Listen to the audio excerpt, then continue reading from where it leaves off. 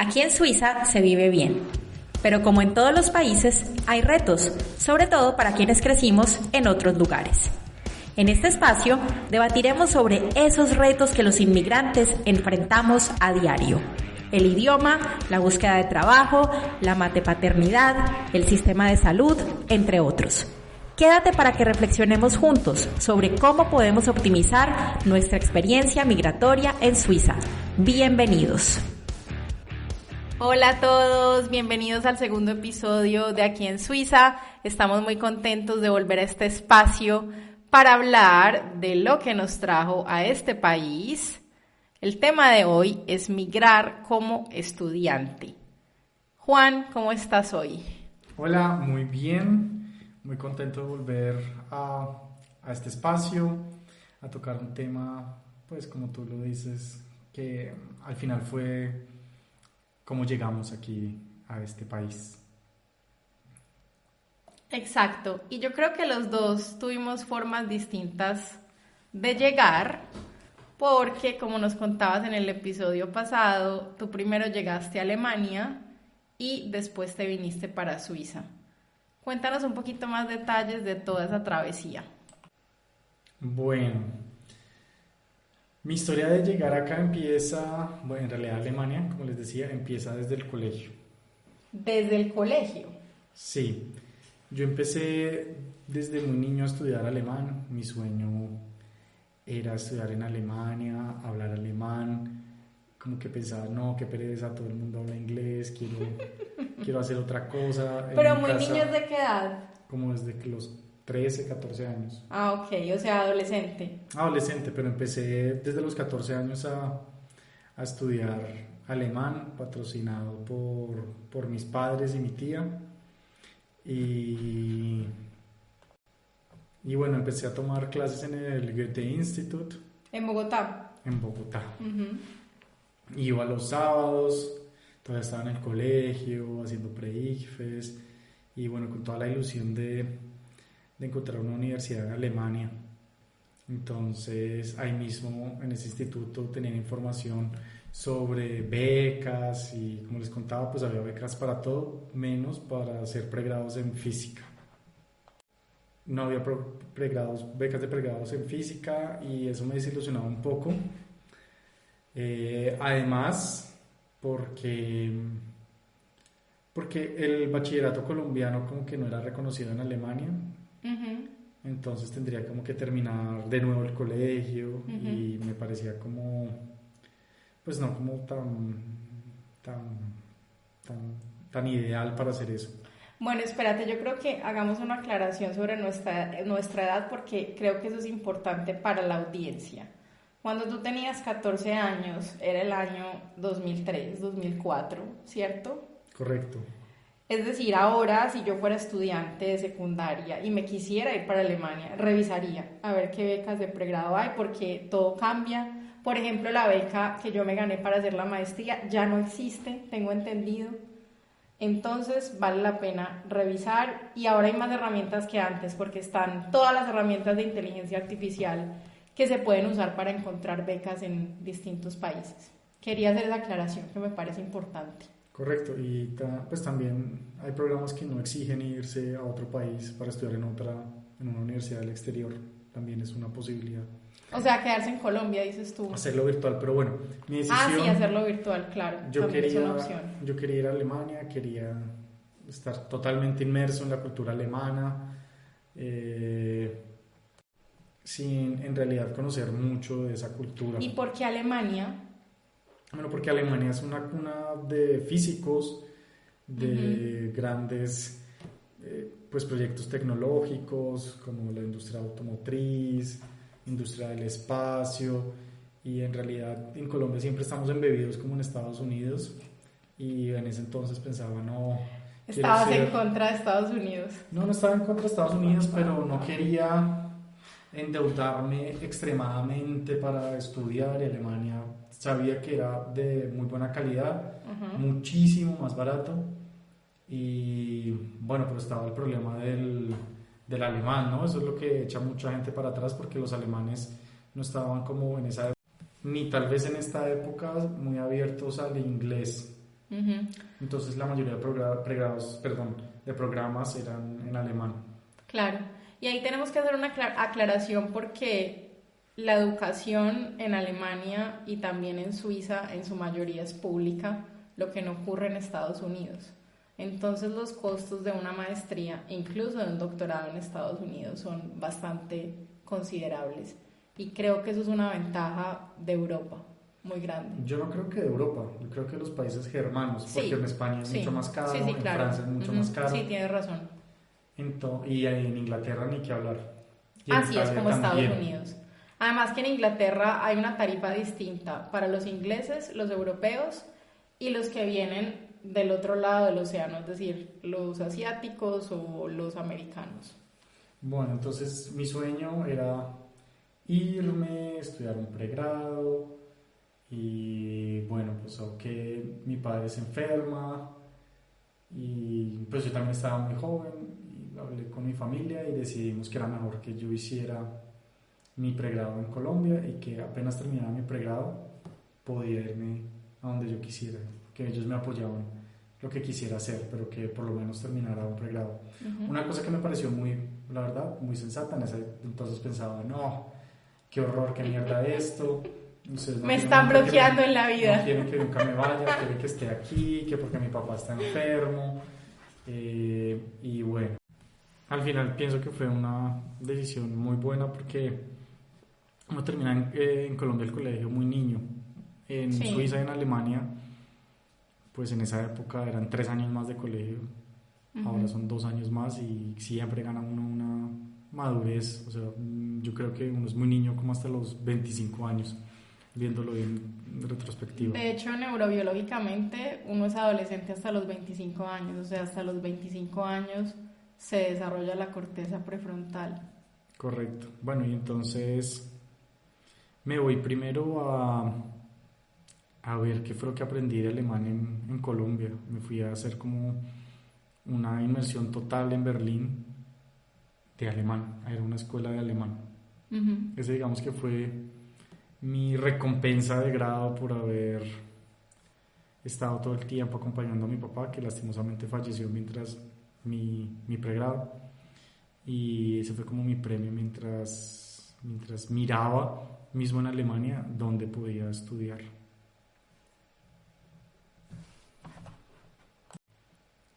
O sea, estabas mirando dónde estudiar la maestría. Sí, correcto. Pues, ¿y dónde mirabas?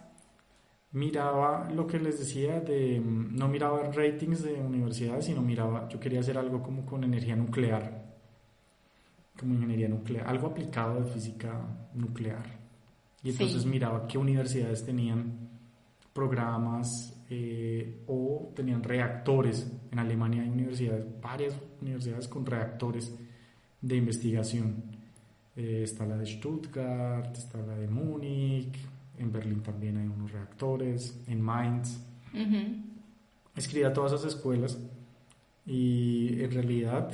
Espérate, ¿escribías a dónde? ¿Al departamento de admisiones o, sí, escribía, o algún profesor en particular? No, escribía donde veía el programa, donde decía contacto. Ok, aquí. Ok, perfecto. Les escribía. ¿Y te respondían? Solo me respondió la escuela de Múnich. La TUM. La TUM, y yo sinceramente no tenía ni idea de esa universidad.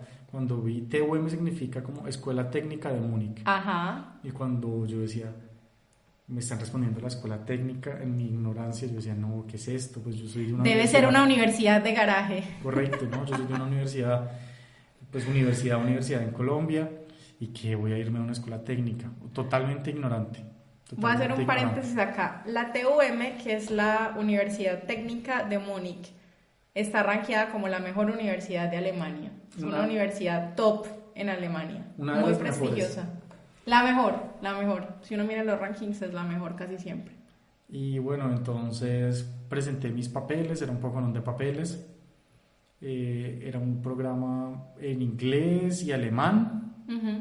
Entonces, mientras estudiaba alemán, presenté el TOEFL porque no lo había hecho. Mi protesta contra el inglés, el requisito de alemán el requisito de idiomas de la universidad en Colombia lo presenté en alemán. Y Y bueno, al final me tocó presentar el TOEFL también para ser aceptado en la TU. Bueno, y aparte del TOEFL, ¿qué más te pedían? No recuerdo en este momento muy bien, eran las notas de la Universidad de Colombia, traducidas, apostilladas, un poco de cosas.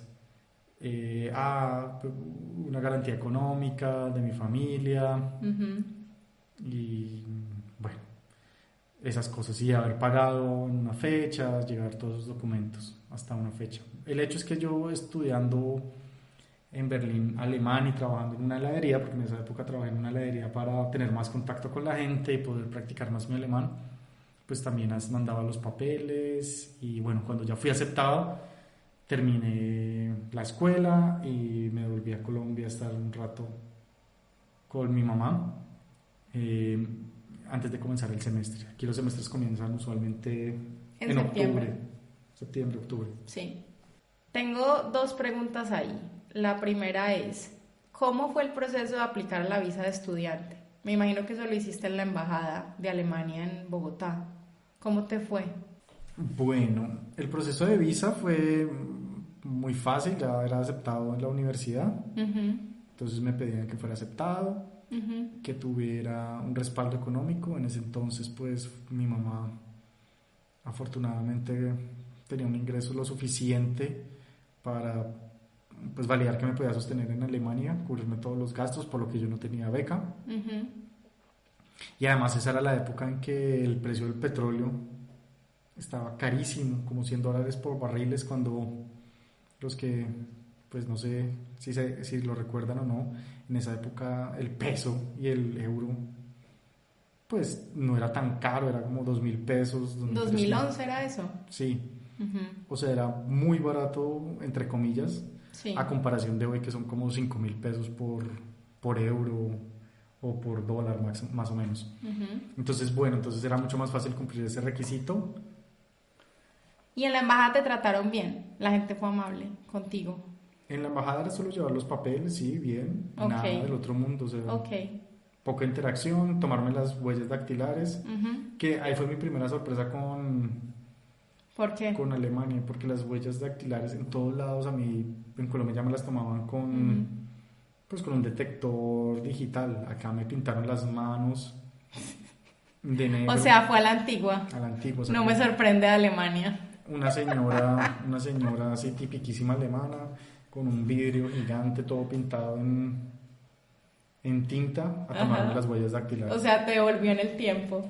Sí, pero bueno. Sí. Hablando de las huellas, tengo una anécdota porque yo viví en Chile 2 años y me parecía muy curioso allá que en lugar de tomarle a uno la huella del índice, le toman la huella del pulgar. Súper chistoso me pareció. Bueno, aquí como una nota al pie de página. Entonces, listo, la visa, perfecto. ¿Y cómo fue el tema de encontrar apartamento en Alemania? Porque eso siempre es difícil, encontrar apartamento o habitación en un lugar que uno no conoce. ¿Cómo lo hiciste? Bueno, lo primero es que yo me fui súper ignorante, súper inocente, porque cuando me había ido para Berlín, esa escuela tenía como unas residencias. Entonces yo iba con la situación de la vivienda arreglada cuando me fui a Berlín. Pero también busqué una habitación en Berlín y fue súper complicado, pero yo pensé en mi ignorancia, porque antes de empezar la maestría nunca fui a Múnich. Entonces yo dije, no, pues Múnich es más chiquita, debe ser mucho más fácil. No, error. Yo dije, no, yo llego a un hostal y ahí estuve en un hostal una semana y en una semana seguro encuentro algo. Bueno, tal era mi ignorancia. Confiado. Correcto. Tal era mi ignorancia y mi inocencia. Yo creo que la inocencia también de mi familia, obviamente. Nadie conocía nada de eso. Que Múnich es la ciudad como más cara que tiene Alemania. Y la situación de la vivienda es complicadísima. Entonces yo llego hacia hostal, llego ya en octubre ya se empieza a poner todo frío, ya no es tan chévere, y a buscar apartamento y busco y todo carísimo. Yo tenía un presupuesto por ahí en esa época, no sé, como 400, 500 euros para una habitación o un apartamento, y cuando empiezo a ver todo era sobre 1.000 euros, y yo no, Dios mío. y ese crédito del ICETEX, yo no, me va a alcanzar para muchísimo menos, ¿qué voy a hacer? Y bueno, el hecho es que tampoco podía descansar bien porque llevaba ya como 2, 3 semanas en ese hostal al lado de la estación central de Múnich, que también es un barrio horrible. Sí. Yo dije, no, yo acá con mi maletica que me roben todo y yo estudiando, yo no, tengo que encontrar algo. Entonces encuentro un apartamento lejísimos de la universidad. La universidad, como tenía este campus con reactor nuclear, obviamente no quedaba en el centro de la ciudad porque era muy peligroso, quedaba a las afueras, como decir en Bogotá la Universidad de la Sabana, en Chía. ¿Y por qué optaste por arrendar un apartamento en lugar de arrendar una habitación? Porque las habitaciones todas las encontraba esa es otra cosa, las encontraba como por 3 meses, 6 meses. Listo. Y llegaba uno y hablaba con la gente que ya vivía ahí, le tenía que caer como bien, y pues no, pues no es que les cayera mal, pero pensaban, bueno, ¿y este man qué? Este man aquí como raro, de otro lado, no sé, ahí empieza uno a caer en la realidad de que pues los alemanes no son tan abiertos, prefieren obviamente a otro alemán que les garantice que les va a pagar, que no se va a perder, que no es raro, no sé. Y entonces lo único que encuentro es un apartamento lejísimos de una señora viejísima, súper millonaria. Cuando yo llego, pues para mí millonaria, yo llego, y ella me dice, no, tranquilo, yo te recojo de la estación del tren, porque era lejos de la estación del tren el apartamento, y me llegan un Mercedes-Benz, un CLE, estos que son como solo 2 plazas, y yo pues, no, esta señora qué, y llego y bueno, en fin, el apartamento sí era muy bonito, pero no tenía internet. Los alemanes son muy locos, a veces con esas cosas modernas no, el apartamento tenía todo menos internet, y no se podía poner internet porque la señora no quería que se pusiera internet. Era en un primer piso y no sé. Porque tenía delirio de persecución o algo así. ¿Por qué? Pero no supiste por qué. Yo le pregunté muchas veces, yo le decía, yo pago todo. No.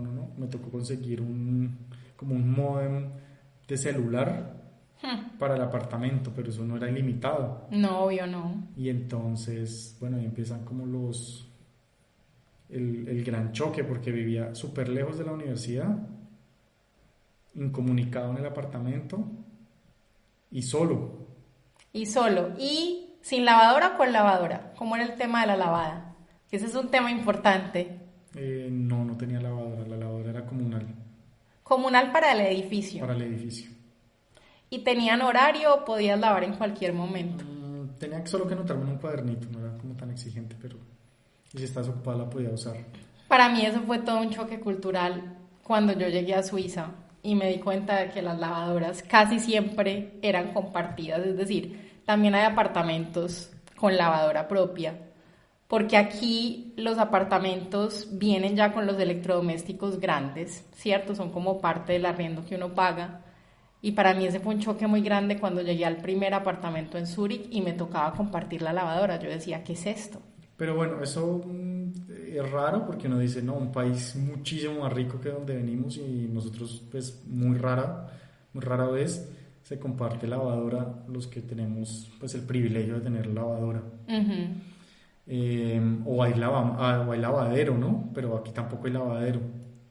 Eso también me hizo falta porque pues con muchas prendas de ropa uno tiene que pulir un poquito. Pero pues para mí eso no fue lo más grave. Para mí lo más grave es que estaba totalmente solo, en un sitio como aislado. Y además se viene el señor invierno del 2011, que fue súper frío. Era mi primer invierno. Sí. Y no era porque fuera mi primer invierno, o sea, en realidad fue un invierno súper frío. Extremadamente frío. Menos 20 grados, yo me acuerdo. Sí, me acuerdo. Y yo me fui a comprar ropa térmica en Colombia.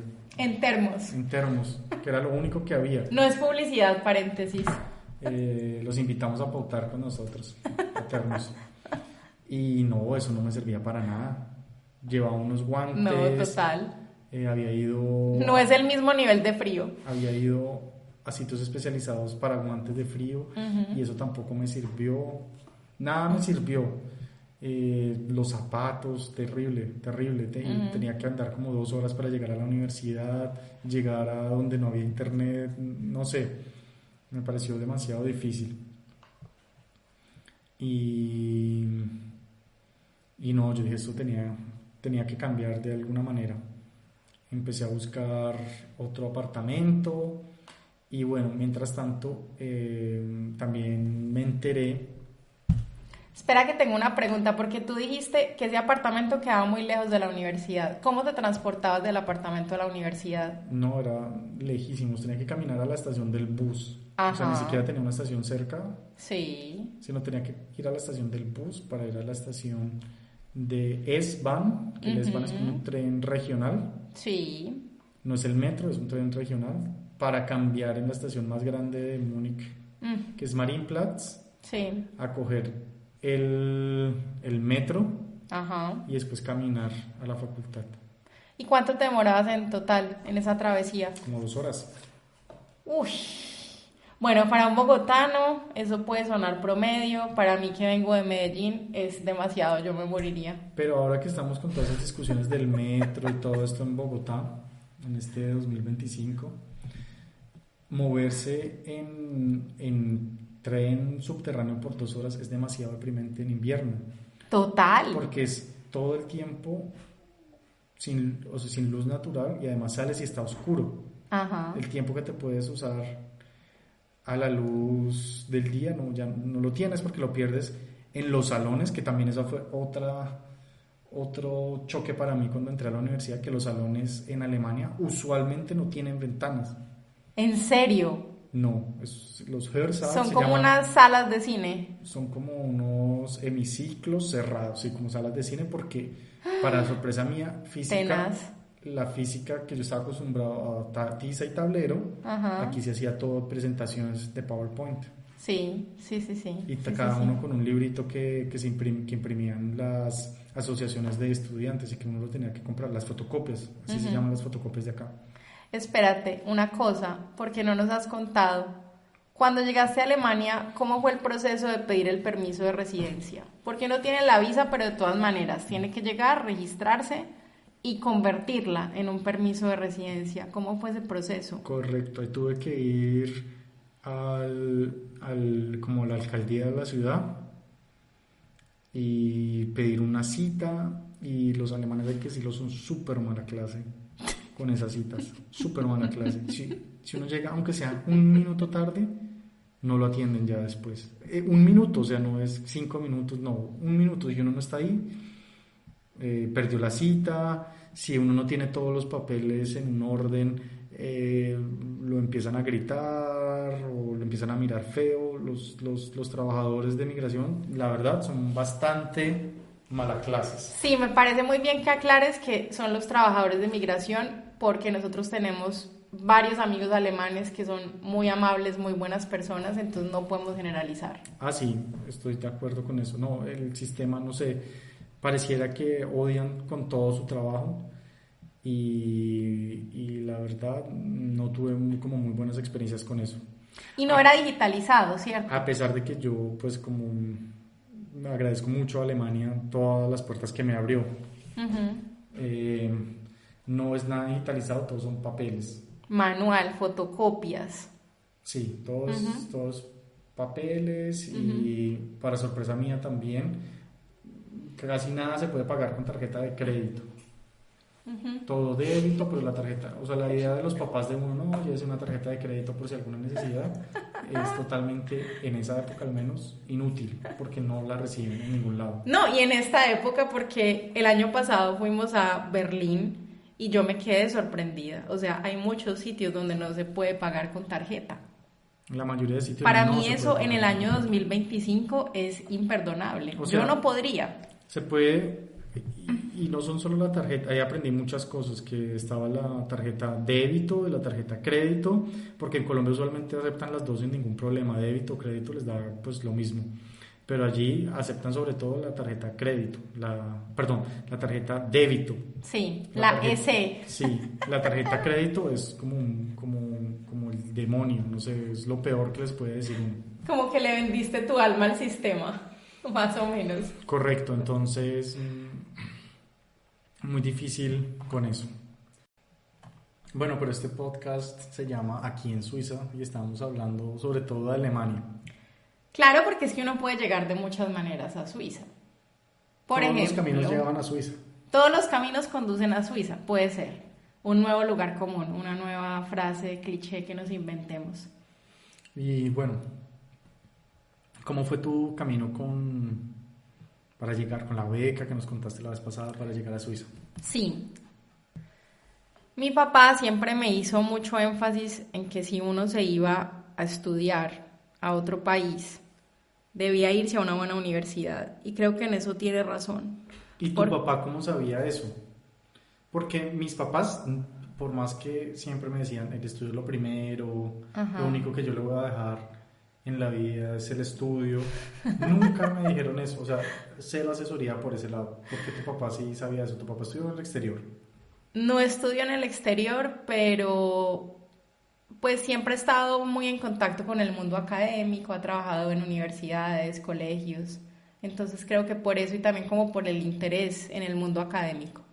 Entonces siempre me dijo, hay que irse para una buena universidad, con lo que estoy completamente de acuerdo. Si se van a ir para otro país a estudiar, busquen qué tan buena es la universidad, porque en los países desarrollados hay universidades de garaje, ¿cierto? Yo no diría que de garaje. Lo que Sí, pasa hay es universidades que, malas. Sí, pues yo no estoy tan de acuerdo con eso. Yo creo que lo que pasa es que hay universidades para crear como trabajadores, gente obrera, y hay universidades donde la idea es un poco más la investigación, un poco más como lo que nosotros tenemos una idea que es una universidad en Colombia. Sí, pero de todas maneras uno no puede asumir que porque la universidad queda en Suiza o en Alemania es buena. No. No se debe asumir eso porque es demasiado inocente. Sí hay que investigar la universidad.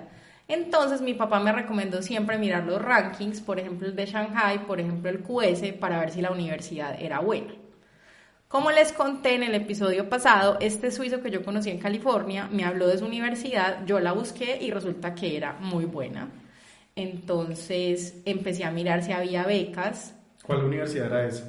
ETH en Zúrich. Empecé a mirar, es una escuela técnica pues de ingeniería, ciencias, creo que no hay humanidades, o no muchas, habría que mirar. En todo caso, yo vi entonces, cuando me metí a la página de la universidad... Sería bueno hacer un paréntesis, porque yo también hablo de escuela técnica de Múnich. Ajá. Y escuela técnica en nuestros países hermanos es como la escuela donde se hace como la ingeniería, donde se... Como mi universidad en Colombia. Sí, es como una escuela de ingeniería, una escuela de ciencia, Sí. de ciencia, pero para crear ciencia. Exacto, exacto. No quiere decir que sea de menor categoría. No quiere decir técnica, que es como para generar soldadores o... Para nada. Para nada. Entonces, como les conté en el episodio pasado también, me metí a la página de esta universidad y vi que existían estas becas del gobierno suizo. Postulé a la universidad para poder postular la beca tenía que estar admitida en la universidad. Entonces era un problema como el del huevo y la gallina, porque era muy chistoso. Entonces, para postular a la beca ya tenía que estar admitida en la universidad, pero para estar admitida en la universidad tenía que demostrar que tenía cómo financiar mi vida en Suiza. Entonces, bueno, en todo caso, yo escribí a la universidad y me dieron como una admisión temprana, y con esa confirmación de la admisión me pude postular a la beca. Como les conté, yo en ese momento estaba en Chile, en Santiago, trabajando como asistente de investigación. Entonces, mis probabilidades de obtener la beca eran menores por estar aplicando desde un tercer país. De todas maneras, afortunadamente me gané la beca. Para la beca tenía que presentar un examen de inglés. Para ser admitida en la universidad también el TOEFL, la maestría era en inglés. En ese momento mi nivel de alemán era muy bajo, había hecho como 2 semestres en Colombia, había tomado algunas clases particulares en Chile, pero la maestría iba a ser en inglés, todo perfecto. Bueno, con la beca entonces ya tenía como demostrar la financiación. O sea, no te pedían nada de alemán, cero. Cero. El proceso de la visa lo hice en Chile, en la embajada me parecieron muy amables, una embajada muy bonita, entonces yo dije, bueno, este país ya me da muy buena impresión desde la embajada, y entonces yo viajé, me acuerdo, de Santiago a Colombia viajé como de vacaciones y de Colombia ya viajé a Suiza para empezar la maestría en septiembre de 2010. Esta beca nos garantizaba vivienda, entonces ellos nos buscaban la vivienda, afortunadamente.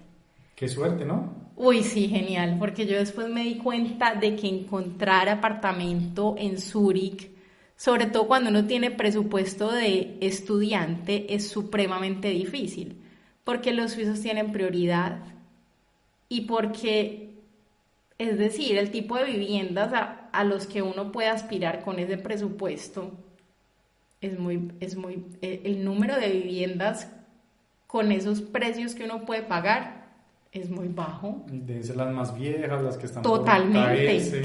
claro, viejísimas, bueno. En todo caso, entonces a mí me pusieron en una casa vieja, sí. ¿De la universidad? Sí, de la universidad, quedaba cerca a una de las sedes de la universidad, muy cerca.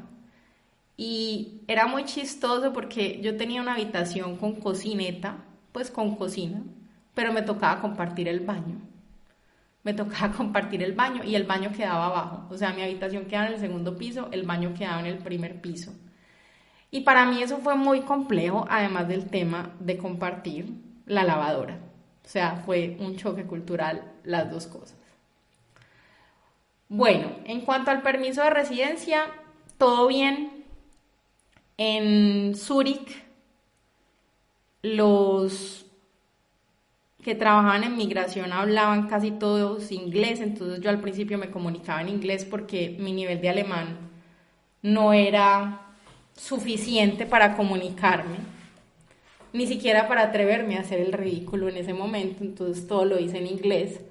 Pero afortunadamente hablaban inglés, me parecieron muy amables, me sorprendí porque, o sea, confiaban en uno, como que a uno le faltaba un papel y le decían, no, me lo puedes mandar después por correo electrónico. Y eso me pareció súper bonito. El valor de la palabra. Sí, eso me pareció maravilloso. Bueno, también ahí me enteré que el seguro de salud era obligatorio, que es un tema del que hablaremos después, entonces uno tenía que mostrar como una prueba de que ya tenía seguro de salud. Y la beca también nos conseguía el seguro de salud, entonces ningún problema. Además, la persona que coordinaba la beca era súper amable, se volvió amiga mía. Sandra, por si nos estás escuchando, esa eres tú. Y ella me puso la chica de los correos porque yo siempre le preguntaba por correo electrónico en inglés. Muy triste porque me enteré muy tarde, me enteré después que Sandra habla perfecto español. O sea, nos hubiéramos podido comunicar en español y yo no sabía, no tenía ni idea. Entonces, nada, con esa beca, pues a mí me daban como el salario mínimo mensual y me dieron el permiso de residencia B. Sí, esa es mi historia. Entonces, tú llegaste a Suiza, fue después de hacer el doctorado. Yo, sí, después de mi paso un poco desafortunado en Alemania, llego a Suiza, otra vez totalmente inocente de todo. Llego a hacer una entrevista para postular al doctorado en una Semana Santa. Yo estaba como de paseo con unos amigos españoles y preciso me lo pusieron para como un día antes de Jueves Santo, un Jueves Santo, no recuerdo bien, y terminé estando solo como un día en el paseo con ellos y después ellos me pagaron todo para ir hasta Suiza y bueno, hice toda la entrevista porque tuve que dar una charla, entrevistarme con el que iba a ser mi jefe, el jefe del laboratorio, el jefe de la división. ¿Y eso lo hiciste en alemán o en inglés? Eso lo hice mezclado. Ok. Yo llegué como diciendo, no, aquí vamos a dar una buena impresión, vamos a llegar hablando alemán, pero obviamente mi presentación de lo que había hecho en la tesis de maestría fue en inglés. Uh-huh. Y detalles ya como muy finos eran en inglés, porque no sé, la verdad en ese entonces yo ya me desenvolvía demasiado bien en alemán. Pero el idioma oficial de la ciencia sigue siendo inglés. Sí, pero me parece que de todos modos para acercarte a las personas en otra esfera es mejor hablar su idioma. Y bueno, mi Claro que sí. jefe del doctorado, De acuerdo. mi asesor fue un alemán, pero mi Ujú. profesor era suizo. Ok, ¿y cómo te fue entonces encontrando habitación o apartamento para el doctorado? Bueno, eso fue una de las cosas que me sorprendieron de Suiza. Suiza, debo decir que esa primera impresión que me dio me recibió demasiado bien.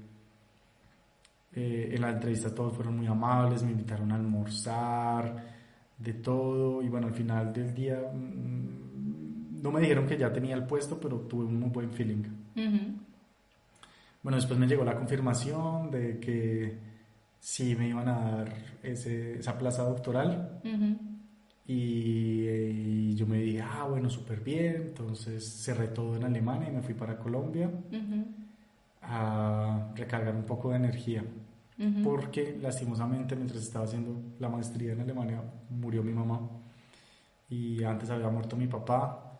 Entonces, no sé, necesitaba como reconectarme un poco con mi país.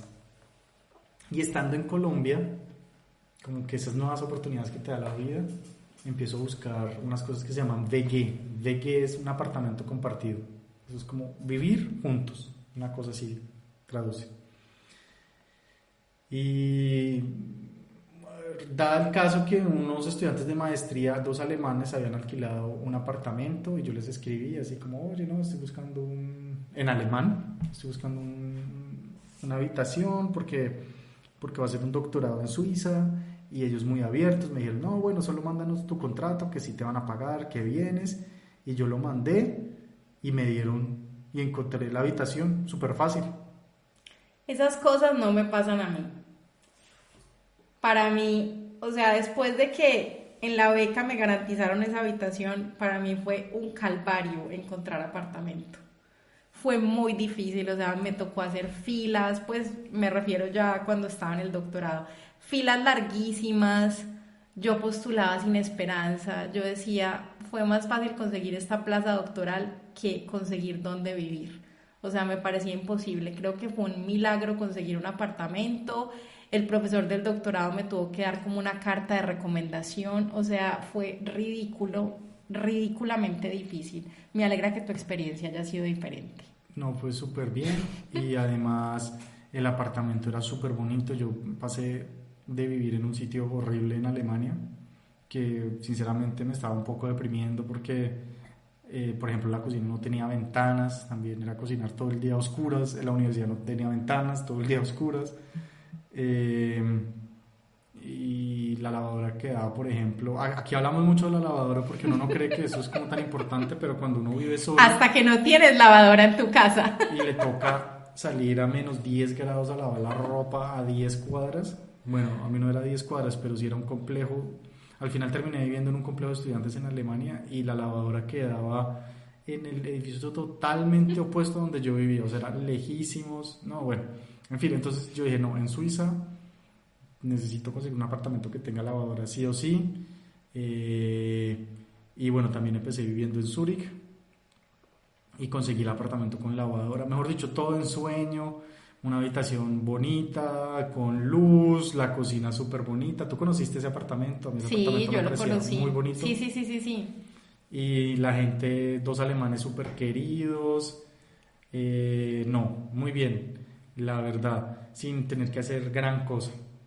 Y cuando, lo mismo que tú dices, cuando me fui a padronar a la ciudad, en Zúrich, Empadronar. yo llegué con miedo, porque de mis experiencias en Alemania de con migración, que la gente un poco mala clase, aquí se me olvidó un dato, que era el nombre del dueño del apartamento, porque como yo estaba súper arrendado de los alemanes, pensé que era suficiente que dijera eso. Y ellos me dijeron, no, tranquilo, llame, Sí, eso es genial. llame desde aquí, yo lo espero. Eso es genial. Me dieron como media hora, mientras en Alemania eran como súper rápido, entonces, más como peluqueando. Apurándote. Sí, aquí no, tranquilo, no se estrese, saque los papeles, busque. Bueno, al final mis ex compañeros de apartamento me dieron el dato Ajá. y quedé empadronado, porque si uno no se empadrona, o sea, se registra en la ciudad, no puede abrir una cuenta del banco, no puede sacar un No celular, existes. no puedes hacer No absolutamente existes. nada. Sí. Bueno, entonces así fue mi llegada a Suiza, y eso yo creo que para un próximo episodio debemos hablar de las demás cosas que uno pues tal vez no piensa, como por ejemplo el seguro de salud, cómo funciona. Sí. Y también les contaré cómo encontré mi doctorado, que también nos faltó en este capítulo. Muchas gracias por acompañarnos en el día de hoy. ¿Qué nos falta? La recomendación literaria. La recomendación literaria. Entonces, adelante, Carolina. Bueno, mi recomendación literaria del día de hoy es La clase de griego de Han Kang, escritora coreana que se ganó el premio Nobel el año pasado. Yo conocí a Han Kang gracias a una profesora de un itinerario de novela en la Escuela de Escritores, Yanire Doistua. Yanire, por cierto, gracias por presentarme a Han Kang. Y el primer libro que leí, antes de que Han Kang fuera súper conocida por el Nobel, el primer libro que leí de ella fue La vegetariana, que me encantó. Una reflexión bellísima sobre la identidad, el respeto a la diferencia, la salud mental, que los invito a leer. Y bueno, una ñapa sería La clase de griego, un libro muy cortito, una novela muy cortita y muy hermosa sobre la comunicación. Esos niveles de comunicación que van más allá de las palabras. Entonces los invito a leer estos dos libros que ya están traducidos ambos a español. Bueno, muchas gracias y nos escuchamos en el próximo episodio a la hora que ustedes quieran. ¡Chao!